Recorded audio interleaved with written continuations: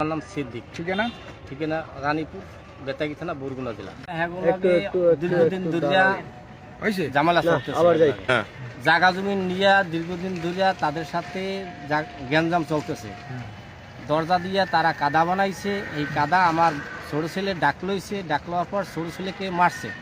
মারার পর আমি গেছি যে নরে মারে, এই গেছি অন্তর আমার ধরিয়া মারছে। আমার চোখ গুসাইয়া চোখ শেষ করে দিয়েছে। আমি আর মেডিকেলে ভেলাল 1 নম্বরে, 2 নম্বরে ভেলাল, 3 নম্বরে ফরিদ। মারছে আমার স্ত্রীরে, আমারে, আমার ছোট ছেলেরে। আমার ছোট ছেলে মাইরের ঠেলায় দৌড়ে দিয়ে পলাইছে। তারা আমার মামলা ষড়যন্ত্র দিয়া আমারে পুলিশদের ধরাইয়া আমারে আরও মার দেবে। মারলেও আমারে পুলিশ দিয়ে হয়রানিও করে। আবার আমার বাড়িতে পুলিশ কালকে আইছিল, আমি তো মেডিকেল। আমি বাড়ি পিছনে গেছি, পিছনে যাওয়ার পর উনি দরজার মাথায় খুব গ্যাঞ্জাম করার পরে আমিও গেছি পরে আমারে ধরিয়া এই আত্মাশাইয়া বেল্লাল একটা পিটেন দিয়েছে, এই জায়গায় একটা পিটেন দিয়েছে। দেওয়ার পরে হেল্লাল আমারে হাত ধরে টানিয়ে ছেঁচড়াই লইয়েছে যে তোরে আগে মাসে আর কি। আমার ছেলেরে বলে, আমি ছেলের কাছে পরে জিজ্ঞেস করছি যে তোর কী হয়েছে।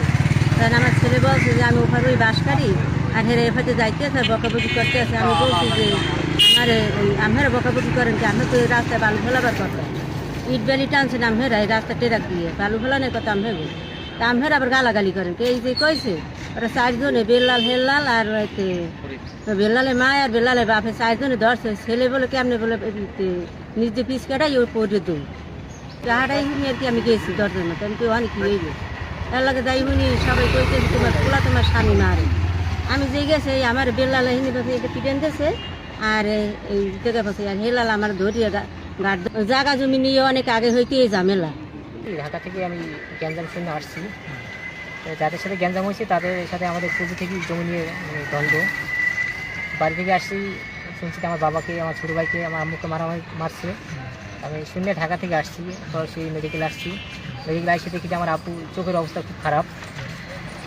তারা ওই আমাদের থানায় গেছিল, থানা থেকে বলছে আপনারা ট্রিটমেন্ট করেন, তারপর আমরা দেখবো।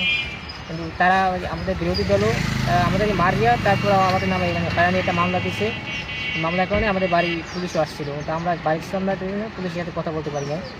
পুলিশ এই ঘটনায় অবশ্যই আমরা আইনের পদক্ষেপ নেব।